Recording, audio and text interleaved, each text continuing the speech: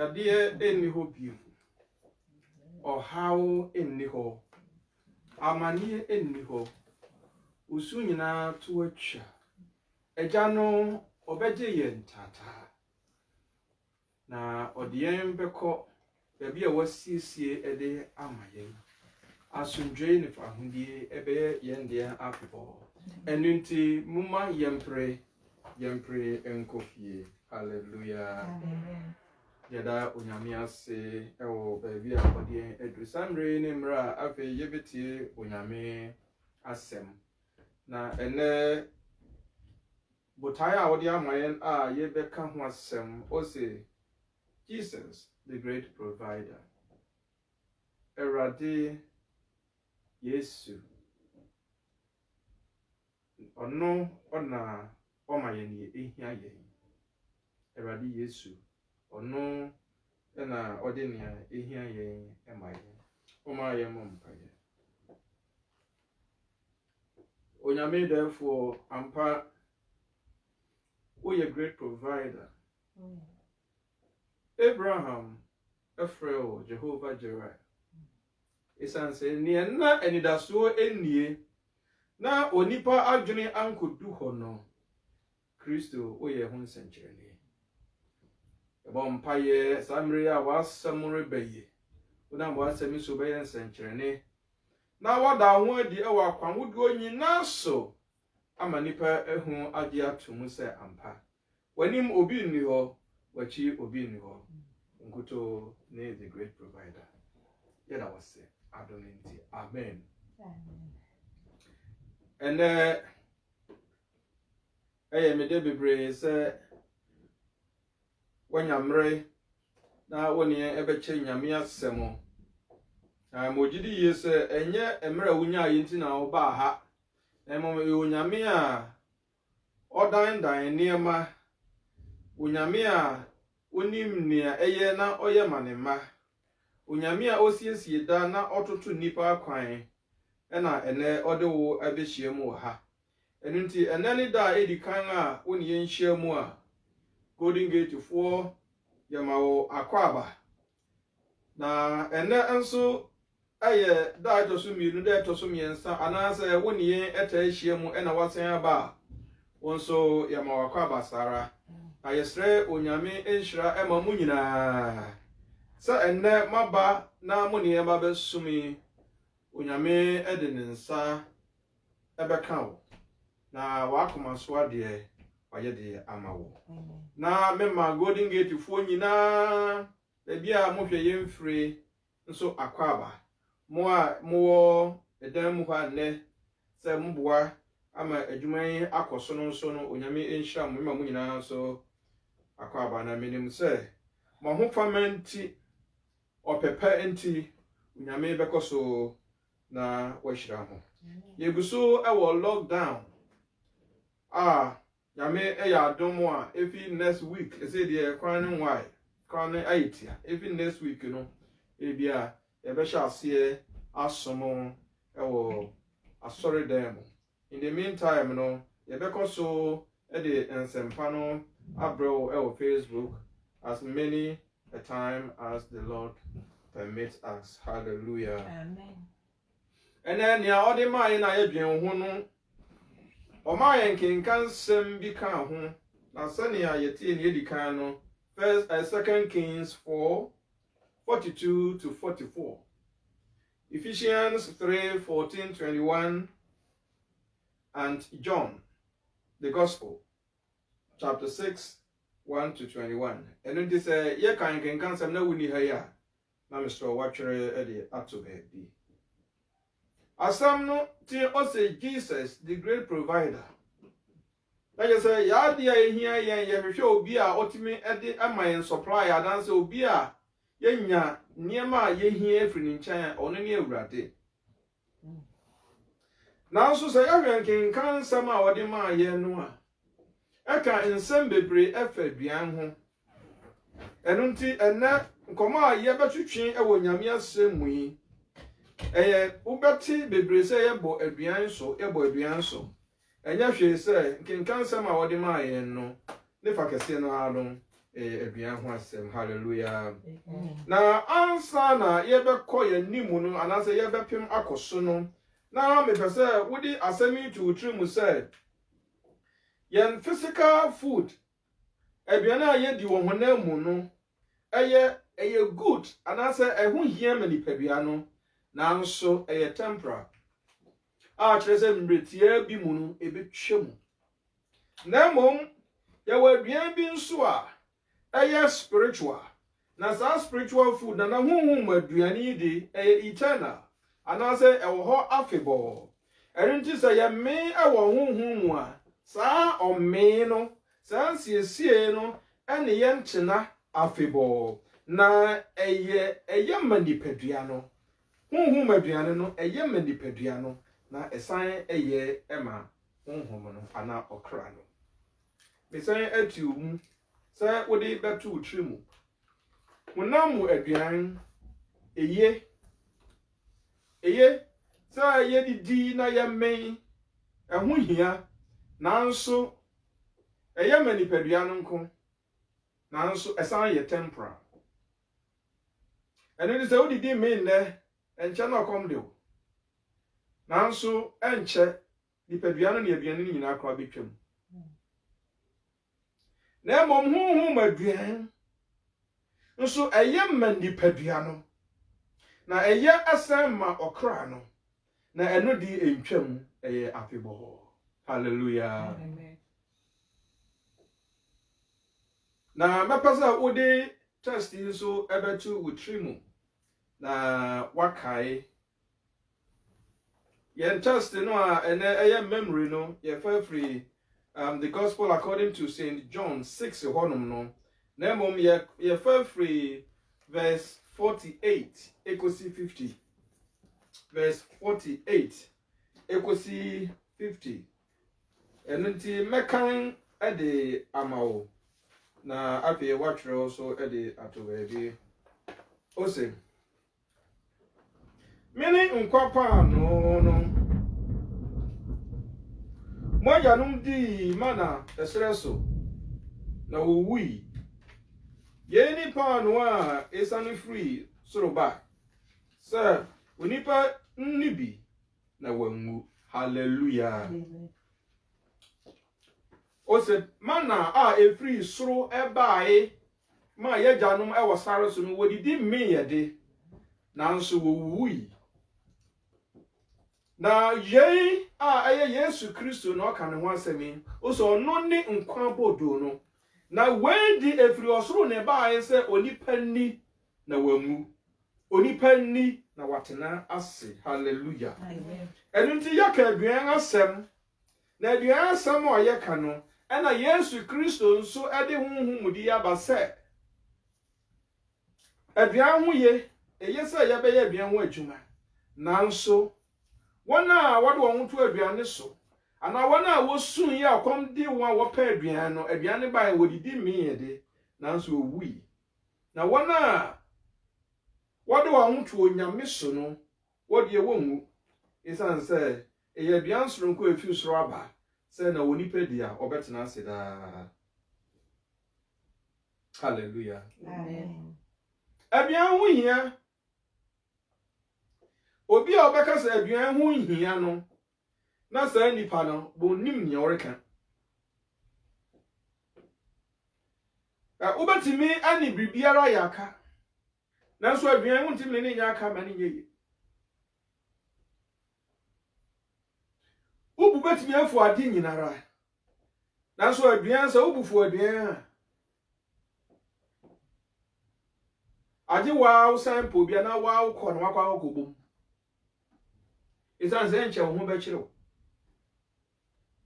efie bia mu no ba bia ho ya nika kese pa no ya na impenufu kan wo se jare anase jare anase kitchen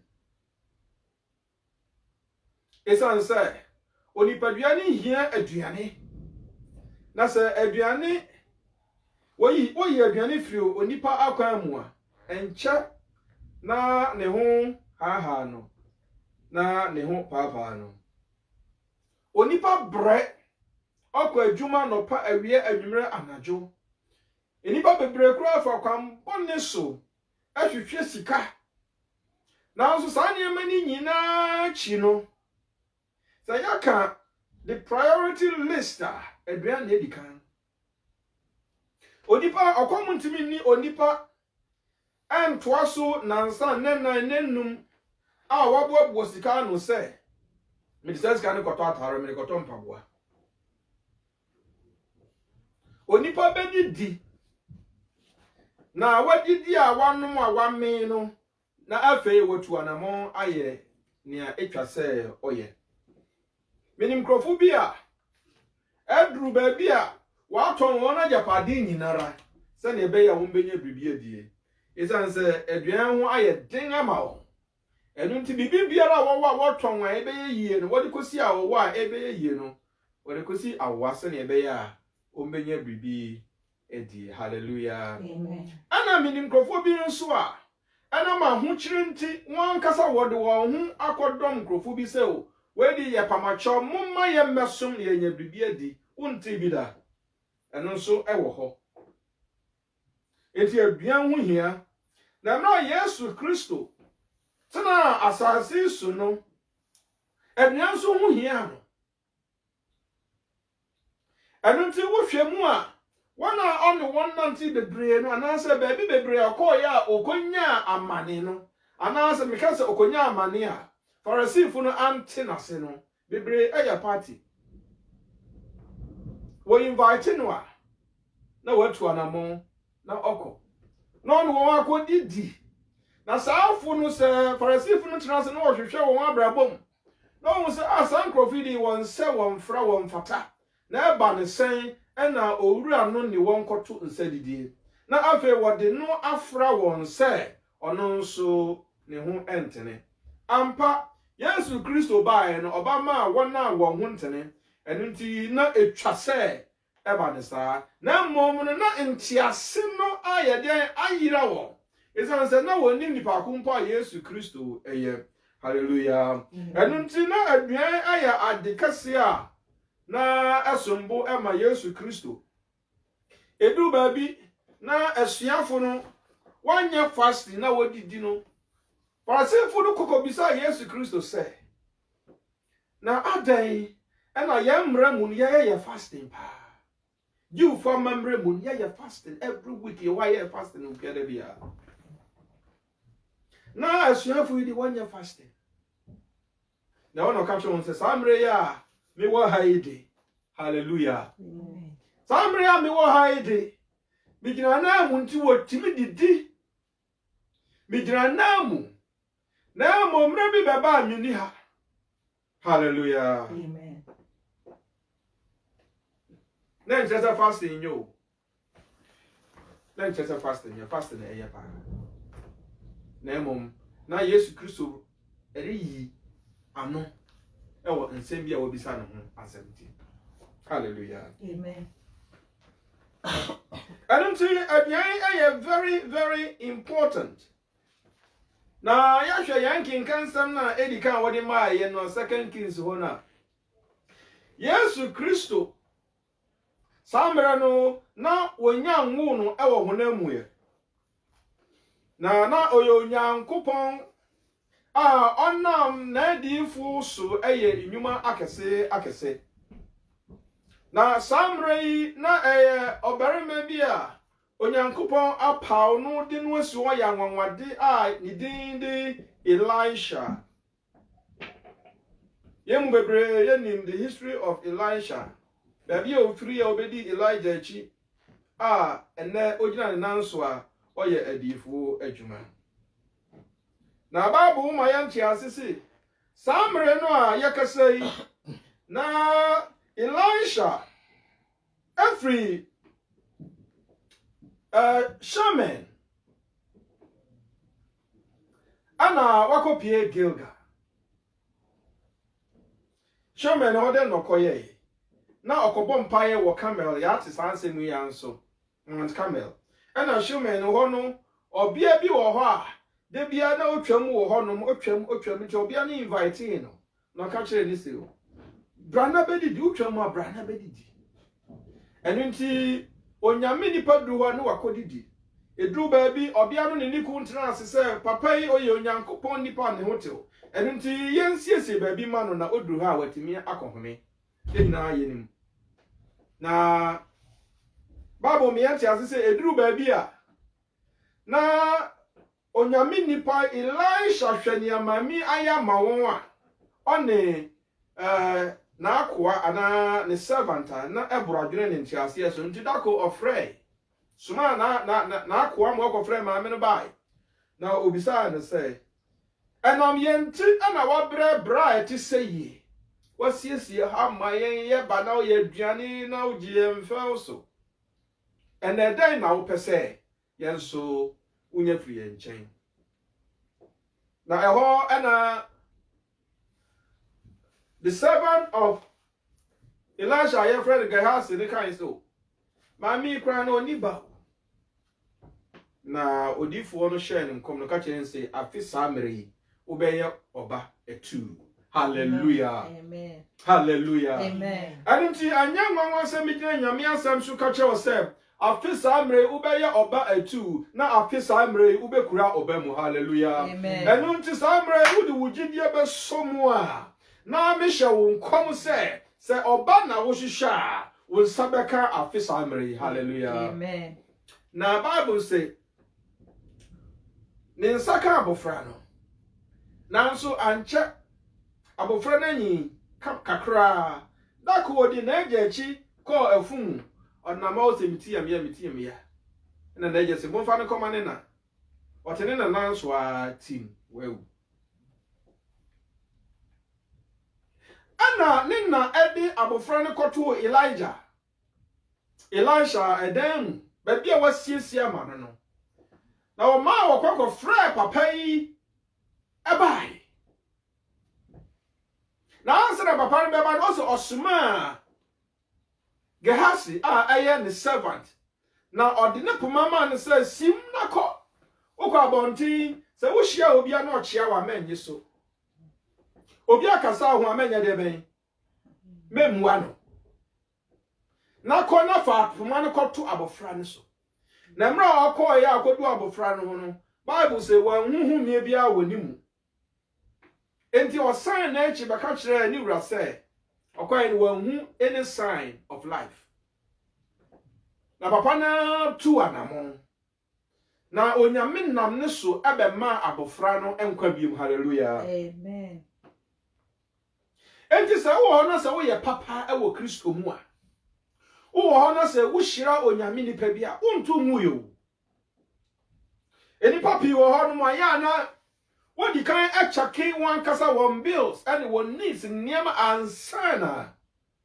wa yonyame adwuma samre no ana maame no ane ni contrast ya odwen ho a oputu pressure a oni kun se yen hwehwe baabi ma papa yi no na wo needs na nso na wodi ato baabi say the yakoma pa be yo nyame adwuma somu yi a emre bi nam kwan so ba onyame ebeti nanim a kire mu hallelujah enti amra papa yi enyane abofra wieye no ena ofi ho ena one na abofra Gehazi called Gilgal. The Bible say Sandra no na ekom aba etan say nsu nto nsu anya dan ento na aduan afifiri enti na akoma ba no yeti nanso bia akoi no enkrofo ho no ma wosua adi adwuma no yebeka ni yi anka beka say omo seminary you from adi for ma the sons of the prophets enti amra okokodu ho no na ekom di wo mo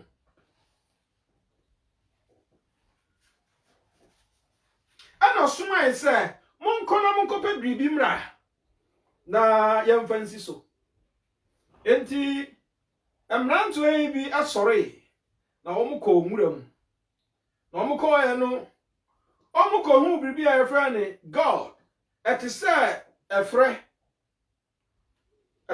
anase pumpkin ana omu ekoti bi ana omu titi habama ana omdi begu pot mu no mu sie no mu ye stew na not knowing say san habama no omkotete no mkra omu nim enti na omate habaya ye poisons e dia fra and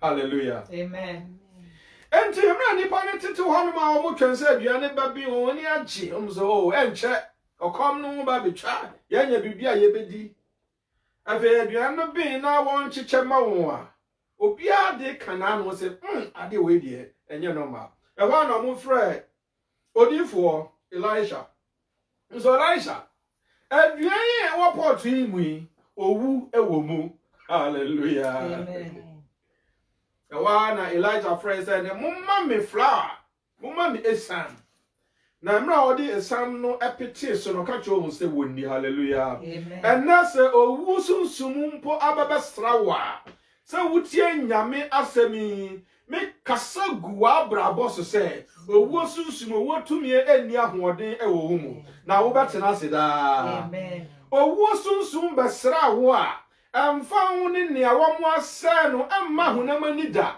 As I say, Onyame and Nam Nitumia so as a son near ma. Hallelujah. So, be abo, dear. And now, as Odi for Michel come say, Sabiano, and now never say Akodi Pakra, or share about Sabiano, hallelujah. Onyame, I will to me na, or what do I want in Masuna, or what Timma say. I'll bring you now, or Shassa, obey your bribi, Amanema, any Aji, Amanema, and your Adansidie. Missy, woo, Ubenya Adansidie, hallelujah. As I say, now Onyame Akasa, a fast situation, no. Onyame akasa for say bia bone ho onyame kasa for say yade ne ho na wo se wu mu betena se hallelujah na se bibi wo ho no ma wo sere awurade na se a kire wo so a onyame e de ebeto wo nsam nso amen na bible say emra onyame akoa Elisha yes ade no pe ye nkwankoti akokoko no se mon kwankwohwe nipa a onam kwanso obai Uncle Heya, Abrantibia all ofi ba Shalisha. Obaya okranin sam. The first fruit. Odi basum onyaminipa.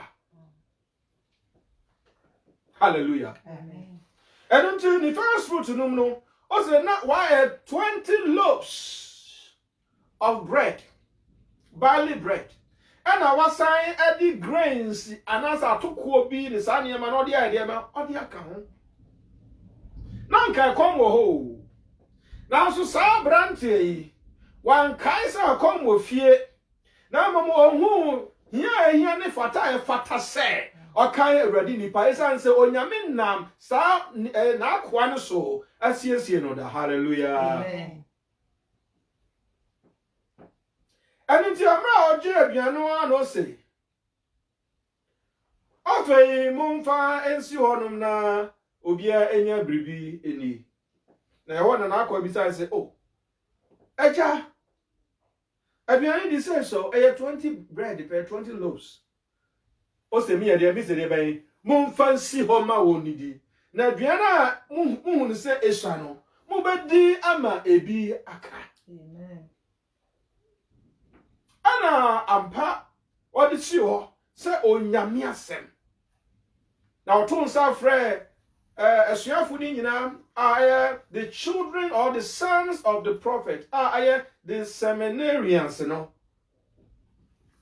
and answer the students of the gospel no and answer the student of the word of God na Bible say amra omo betena ase a wodidi no wodidi ema wa me bi kai na waye mako oha enipa oha atena ase edi brodo 20 any grains kakra ema wa me ema ebi kai aje say ampa na onyankopon tumie ye juma efa Elisha mu na onyankopon din ni Jehovah Jireh Tresen ye ehia ye onu na ode mayen. Enunti mpo samre ni mo na ahokyira ba okom wo ho no. Onyame nam ni nsankyereni abasaso. Ema aduan ebuma sa asuafo yi hallelujah. Amen. Because say mre bi na asuafo ebisa Yesu Kristo say, ye jai ye niema nyina ho.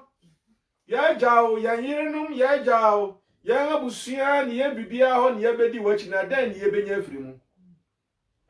Hallelujah. Amen. No ka chen se man ni hamo. Esan se obi biara ni ho a. Obejao naja, obejao ni yiri, obejao ni fi, obejao ni ma ane ni akika no babedi meche na ni mbegu ase. Na mi nyame ni ehia no e wasasi so be de be me de be ma no. Na anya hanko na mo masan ahye na monyam ewo osoro so wanka amen amen anuntina onyankopon asiesie ne ma adenia ehia won ma won na ekom di won no sania oye awo sare so ma Israelfo no ekom di esuafo no anase the sons of the prophets no anase the students no osan eye de eye nsankyereni ede aduane emawo yako yankin kan sama etoso miensa no so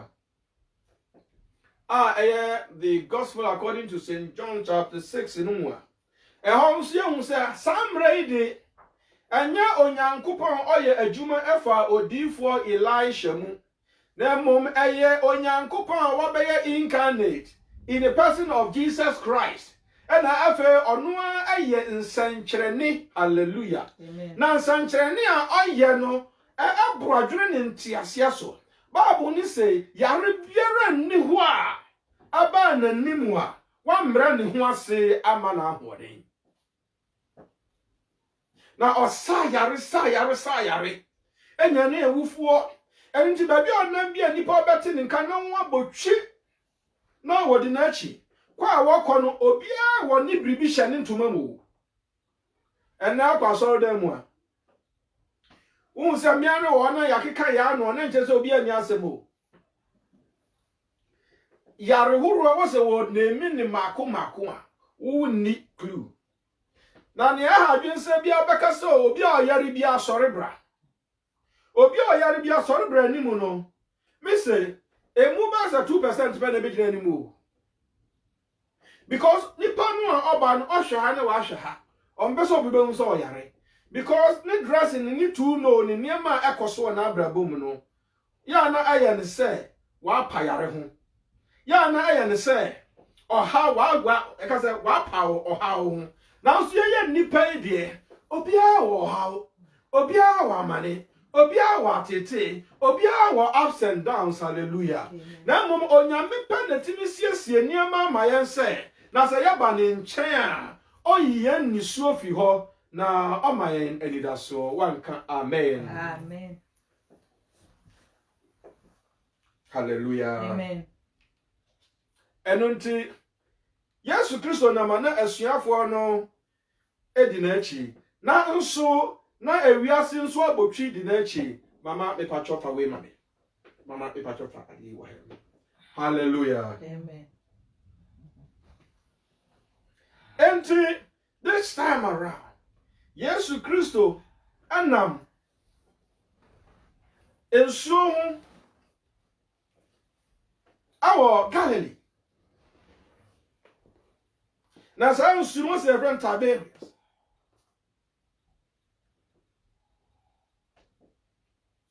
ana asuafo no anene na mobɔ nkomo wo hwe ba bia akotena fo ho adwen ana ko ba say oh people be a ben Capernaum ayenko ho na yenkotena se na yemfa ye ho adwen emra wodu people no so a wotena se a wontwa wani a enipa bebre na wabotwi a woreba ne so yi enye se wode ne bako na mum wode won hawo ne won amane won abebre se ena ede breno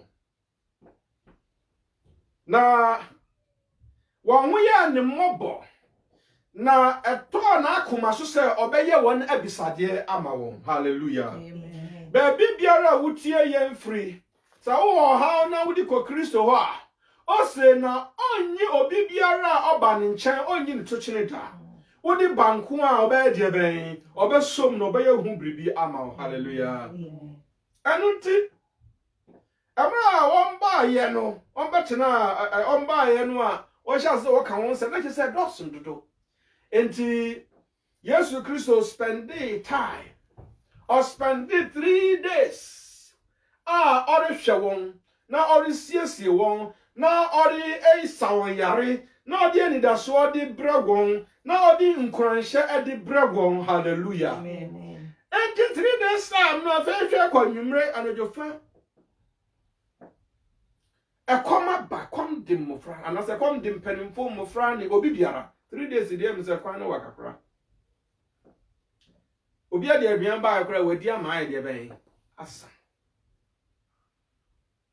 enti Yesu Kristo hu se nkrofui adru ba bia wo ba yin se wode won ha ba nanso ha foforo bi ahyase develop wo mu a eye aduan kom enunti na ese osan etu enu so hu anamon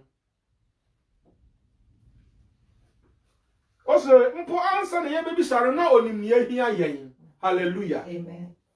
na se ama ya ho kwan na ya twu baanu a ono nyame tew na nim kyerɛ ye na osiesie ye akwan hodo nyina so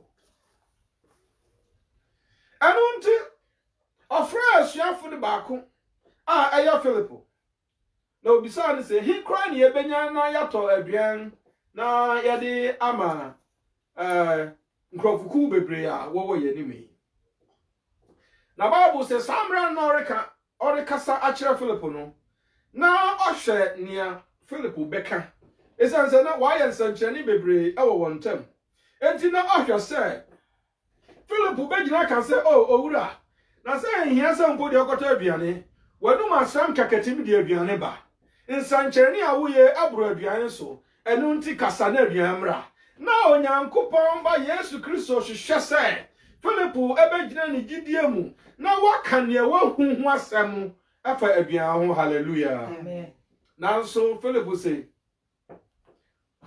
owura ha de me nim ba bi e bekwakonya aduane ato efi ha kokro bu kwan wa na ze akokro mpo a gise yesan ye da be yefa kodoɔ na samra ye kasa kra kodoɔ bia mpo nia ana ade nso asante be kokro mpo na o ma de be na ho mapon eho ana osan ese na mo san profim mpo de yesi ye kwakoto aduara ma won a enye sika kitwa na obe spend you nipa no wa de be wo do so sa mpo ya spending 200 denarii krampa enye enough sa obi benye aduan kakra bi mpo na de ato ne chekrema so na watafre no 200 denarii no it will not be enough obi mpo enya mproporo wa mpo de wadi wo ho sambre no na ya kasa 200 denarii na ya kan obi afimu ni nyina obi adwuma ya sika ana Andrea ninua ene Simon Petro edan nani eno say ora abranto wa ya otimi nchen hai o say owo brodo makomako num na mpata mienu nanso saa niema ayi brodo num ni mpata mienu po de na obetimi di aye de betimi enso hwe eho ana Yesu Kristo ka kire asuafo ne se mumma won tenase akuaku mu hallelujah amen na samra no na Bible say na ba bia na o na eho afu nanso the Lord did not have any choice but they should sit down na eho afu na ma obi a trase akuaku na afe oje brodonu na oje abatano na oma na nisu kire asoro na obo so mpaye hallelujah amen na o sha asese orechiche di amaho o se o chai na cha na oreche no brodonum ani mpata mienu no na enye sania ebeso nso edu baby na so wodi bibi ma se cha uko humanitarian trip na wa ma aduane odi aduane ba se cha wo hwe nipa dodo no hallelujah amen na nipa no a eba no se wo 1000 a ne a wo akuta wo nsam no wo pese wo chema esu obi aso enturu san nkakra se ne be ya obi a benya chefa nkakra nanso samre de na nye sanete na mom na eye nia obi a hia hallelujah amen se onyame ba wo nkyɛn a anya nia obi nya ya no ho asɛm ana obɛka anani obi benya na mom eye wo ne wo hia na ɔde brɛ wo enu ti ya na aha adwen ya wo onyame fie a insa se onyame hyira obi a ya ni bagye na ya bɛhyɛ nyame animonyam no na yen se inhyira se nka eba yen so no na nipa no nsa aka enu ti na nipa no kra kuntokwa hallelujah amen onyame storehouse ho no bibiara ni wa etutwa Emma egu ho cho. Aduane gu ho. Enu nti sa wo ba nyame fi a obi biara onyame nsa so obi biara so. Enti sa obi nyame di na nsa nkan wo dia. Na nkyerɛ sɛ storehouse ho no niema a wo ha shorty. Nti ne yakwen sɛ ayi for delivery beba. No. Enti woni obi nkontokwa. Onyame hyira obi ewo anifia. Woni no nkontokwa. Nipa du no mo bompa ye for ade baako. Na se onyame release obi di mano a ma woni ne nkokontokwa. Esan say won so wo de wo storehouse ho. Hallelujah. Amen. And the Bible say na enkrofo no ode ma won dodo a obiara hia. Na wodi na wo meme ma ebi buru so na oka kire asuafo no se munya de ben monsisa na monhwe na ebi anya de ben ebi anyera se onyankopon ayade na Yesu Kristo yade a onye show boy ade bi obaye biara no ehu hia edi se ehu hia o de ben onye enu nti no so oye ne niema ewo ne mre mu no and yet the time to do it now. Oh, he's special boy. Hallelujah. Amen. And until us and near I can one na edi anyira. Now what no. Or sign SCSA at the man crofono. Sana afe enya hanko na mumfa alida so enso nya de ben enkofi. Hallelujah. Amen. Ubanyami fie a unto hunwuye. Amen. Onyami besiesie ho. Obehye ne ho monyam ewo ho na wasan ama wanida so. Hallelujah. Amen. Onyami asa won yare. Won yare wanyina won ha won atete nyina wasa. Nanso wasan ama won ebien ama wadidi amen na wasan ama won adidaso a wadidi erkofie. Hallelujah. Amen.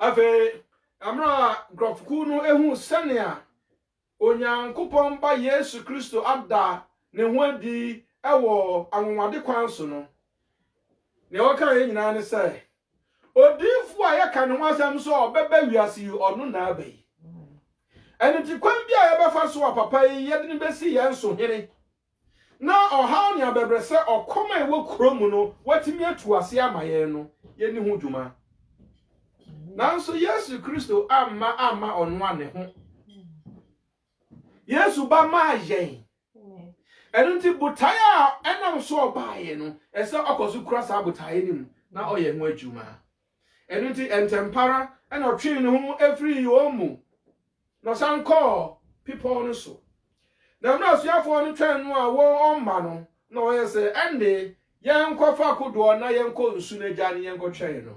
Hallelujah. Amen. The Bible say, Emra, what my conquency by a dionum quite biasano. The only answer say, on Amponus or Basamans on Adiasa. Sir, on Yami Aban Wa. So on Yami or Wildfire.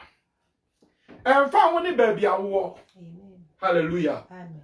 Unknown and number and a pair of year you mre.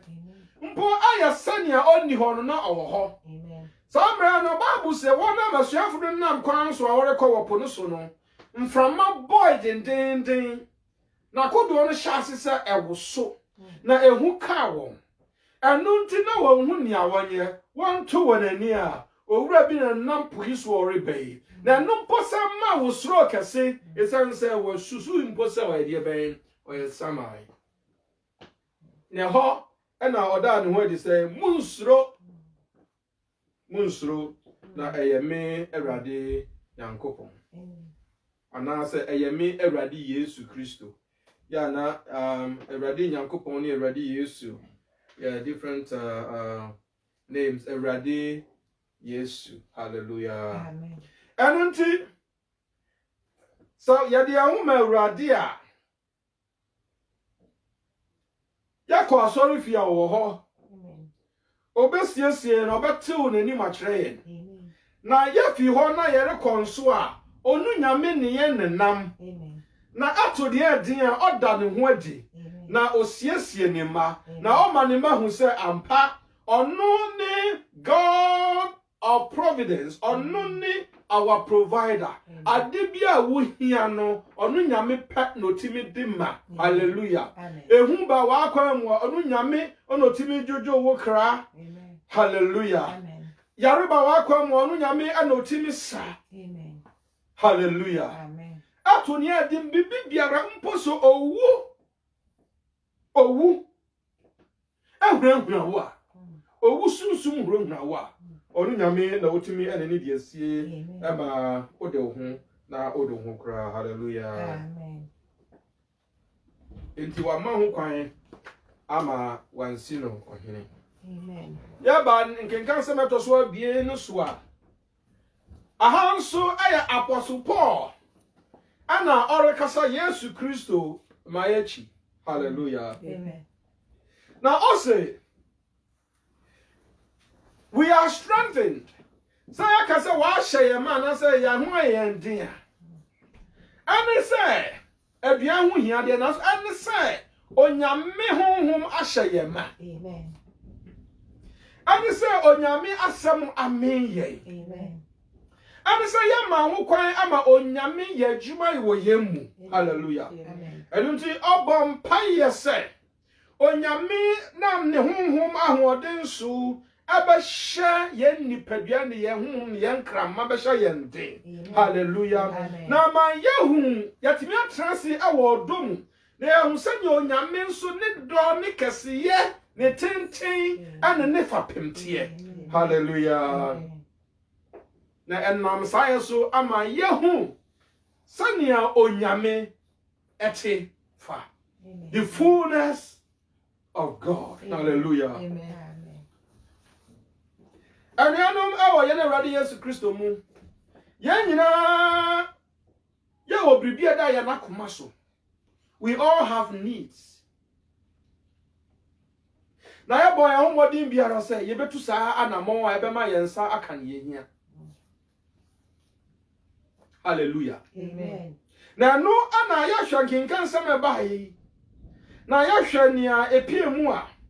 Na ye hu say e kan needs a Obia wone de. Obi de yare. Obi de ayawaresem. Obi de efie asem. Obi de yefunu ohia ma asem. E bi kura wa wo nanso wo ba wa wo no e bi kura ntimi nkasa. E bia wo ntimi nantew. Nsam bebre. Awaresem titru. Yemu bebre wo hono mu a e bia nkrata sem ayete. Yem bebre wa ya hwese ka yebetimi atu kwan ayedi adwuma sem da bia wonam bia na ekame ayese ofra animguase ntoma yem bebre wa oyare adokuru yen koso sanya nanka yeti mmere bi atwam enne wahu ye na yasesa ya ye bibi biara yebetimi aye Nanso still, yada so wo musa. Obrani amane ni atete. Nanso ni nyina mu no. Ni ayaka ye ma ye gitumu se. Aduan a onipa di eye number 1 of the list. Hallelujah. Amen. Na senia enkrofo no sori ye. Wade won ekoma Yesu Kristo wote ne nka. Na Yesu Kristo ampupu wonti niti na mom onya mredi ma won na enu achi akwama esan de won osantu ho na mon san ye ho atwuma no ene me show nkuran se sa wo de wasam abeba abedom Yesu Kristo a obeye hu bribi amen ana ohawa ewo wusu a woda wontimi nna no sa obema so de abre Yesu Kristo a obeye hu bribi amen ana sa wo sunsum ntokwa wakoa na enkosiaga ana fa wasam fa ntokwa no koma Awurade Yesu Kristo na obeye hu bribi hallelujah amen asabu a wontimi anya onipa nka a wo fɛre ɛho ade a wotena se na wodwen wa anya wo ayɛ wo sɛ kowu no ɛnɛ Yesu Kristo is in town. Amen. Na nipa bebre ɛrekɔ ne nkyɛn ɛno nti wo so na nyi wo ho mfirim to Yesu Kristo. Amen. Awo bepɔ ne so. Hallelujah. Amen. Sa wo kotodwe na aya o ya na wontimi mfuru bepɔ na sa wo wia ye de bɛn wia esa se do ba bi ma na obi yare a ne ho akyere no ɔya ho hwe anyeye ɛbra ya te sɛ Yesu Kristo abata no Bible say ne nkurafo ɛsɔ ne mu na mra wo mu duru ho an yenya ba bi amfa ne fa ne ye de ne fa dan ye pampam.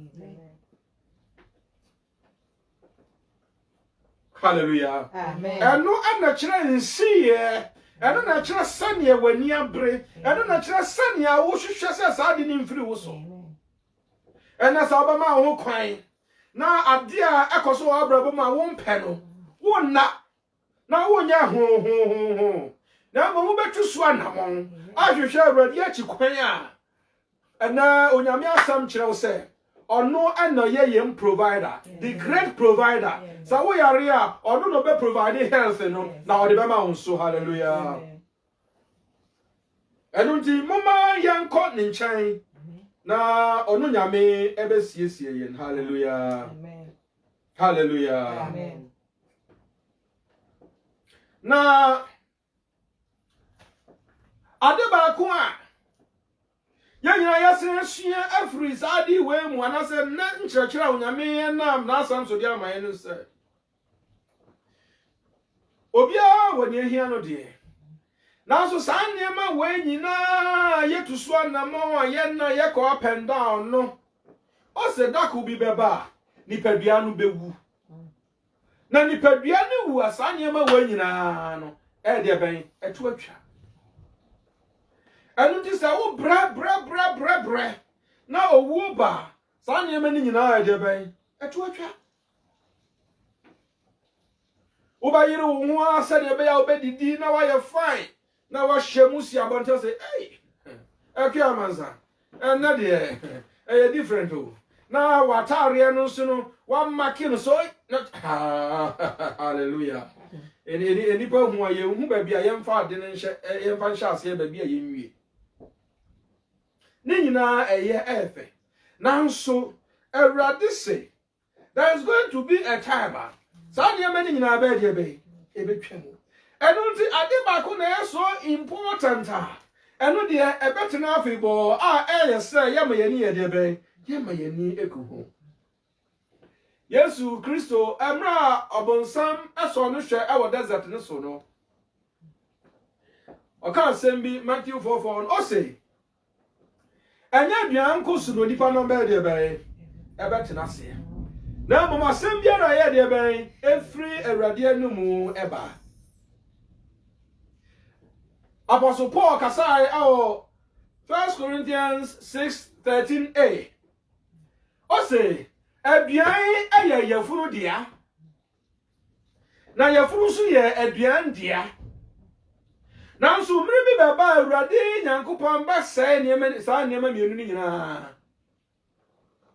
enti sɛ ya ho didi gu ya yafuru ya yiri ya wakɔ ya adwuma sɛ usika sɛ ne be ya yebetimi adi nia ye kondo na ya nom nia ye kondo no Bible sɛ bedru ba bi no saa nneɛma ni nyina be de be ebe sɛ enti saa dia na ne ya nhwehwɛ ne ya the most important thing na yemfa ye ho to so yemfa ye mre nko hyemu ya ahoɔden nyina yenye de be yemfa nko hyemu esan sɛ ye nim sɛ eno de ekɔkɔkɔkɔkɔ a eti asida. Hallelujah. Amen. Yesu Kristo aye yen great provider. Amen. Physically ono na providing my yen. Amen. Emotionally ono na boa yen. Amen. Psychologically name them ono na oye ni nyinara. Eno nti ena afe Abraham a friend say Jehovah Jireh. Hallelujah. Amen. Now so ye we nyina say yenam so abaji atomu ne wasiesie ama yen a yen saka daachi ananse yebenya nkwa eni awiye Amen. Enti ne onyame ye ma ye nyina no ne o ni trim ni butae ene se ye nam so ye nam sa odoyi so ye nam ne oye ma ye so nkakra bekwa kopie ahema animu sa wo ne ukun wo ho na se niema wo hia ukun de mawo ananse wo ne ampe ka ne sa wo ne ukun wo na niema wo hia o de mawo enya se timodin bi na orebo wo na oye niema nyina ma pepepa amfa ho ne nia ekoso wona mabonte ase ono nko a ne be ma wo wiase mu hallelujah na mo sa wo ho na onim se odipa na wo bi pa na so se mi mfiu wo chire wa ebedu baabi no wo se na wo hwehwe mwa afri baabi hallelujah anunti onyankopon amma wo nko baabi so kwakwa hwehwe mwa esan se wo do nkoto asem mu enunti ahwe se ade biara wo hia na oyede ben o provide ma na watimi anya abotoyem watimi anya didie wani mu watimi atenase na watimi asom no na wasiesie ho ama nkwa eni awieye hallelujah bibisa ho se ne onyame ya ma wo no kwan benso na wo appreciate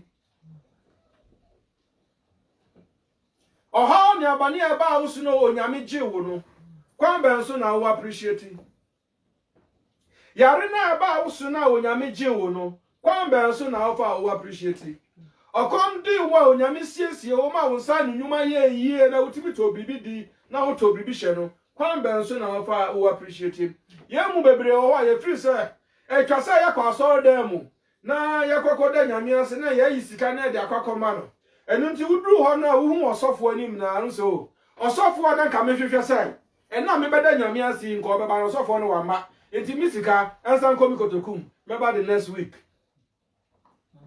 hallelujah Amen. But in your sanity onyame hwehwe say afa you would have the evidence yourself say na say hampo no why say e dia mawa ene na obi na odwomtofo no say e hampo ni nasruho e hampo ni nasruho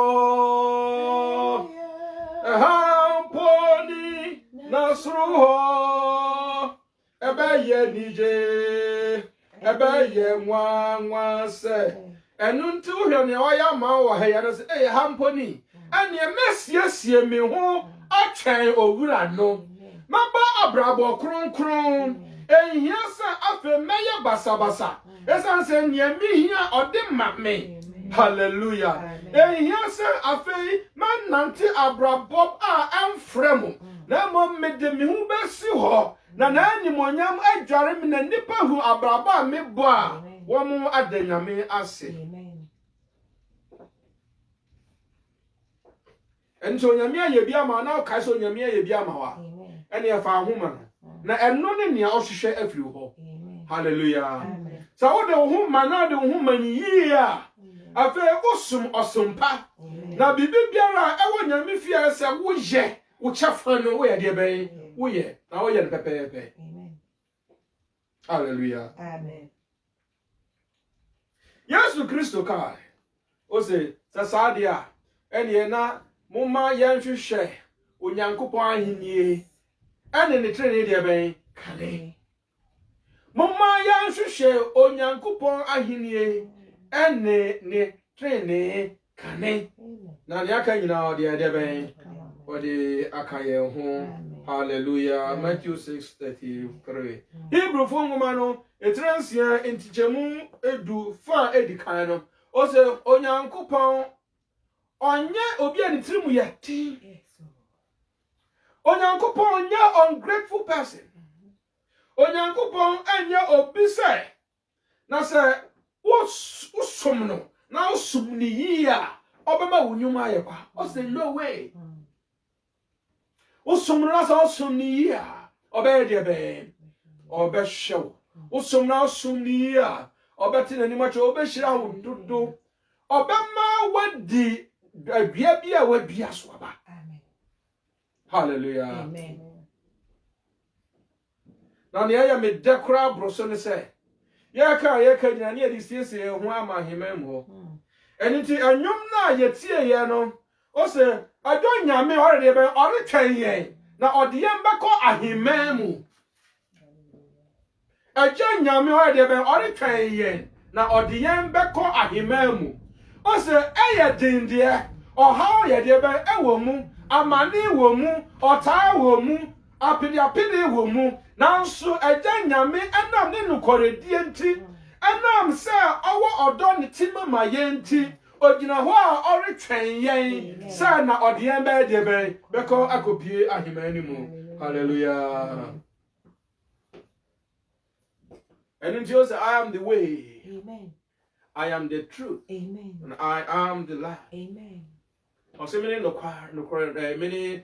many okwai no many no kore many nkwa obi nko ejade twen aje de be ona me so edunti ose ore twen ye ode embekọ ahemam mu ose ore de be ore twen ye ode embekọ ahemam mu ne yensa ka wasasi so ni yedi ho adanse anyinara aya de a onyame di ama yense ebehya yende ama yenyina so ama yetimi ababrabo pa asumosumpa ade asiesie ye ho ewo Kristo mu na emrani dua onu Kristo asan ade anim se okwan ba akopɛ no se nokware no enkwa no na ode akọ agya nchen ewo ahemani mu hallelujah amen mede asem no ebawiye no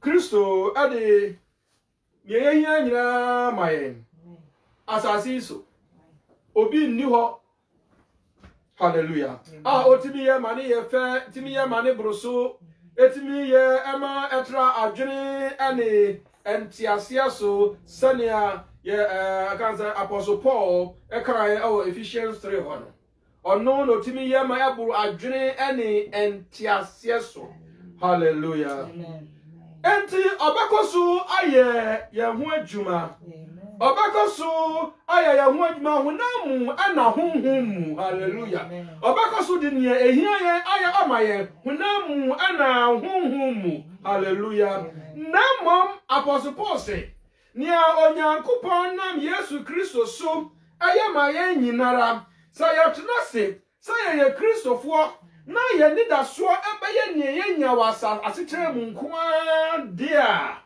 sania 1 Corinthians 15:19 kan no o se anye na ka wiase mnipa nyina ye ne emu moborofo esansa enema odi ma ye huna mu no emu akase no odi ma ye honhom mu na emu akase na wasiesie a obeda no adi da ache ade amaye o se na se opia ye be hire nse ono hallelujah eno ne babia ese amayani adako ne hu se ampa Yesu Kristo any ye great provider there ene na ye be fasa kwan no so ana se ye be fasa kwanya no so ama ampa wadi ye nanimu na wa kire ye nkwan edie akopie osoro ahemamu eno ti se ya ma ye ni da so anya asase so nko na ye ni da so nso ye se osoro wo ho twen ye na Awurade Nyankopɔn eretwen ye se Yesu Kristo edie ebeba ahemani mudia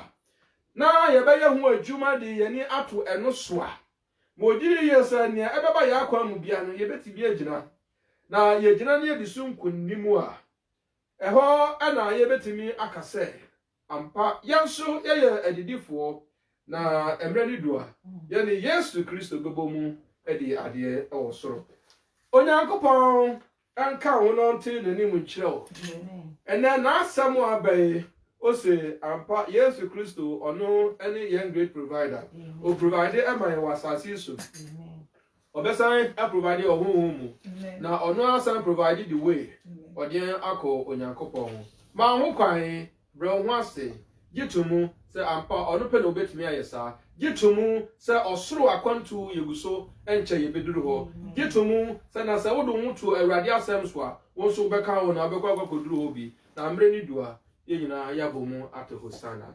The Lord bless you all. Amen. Amen. Amen. Amen.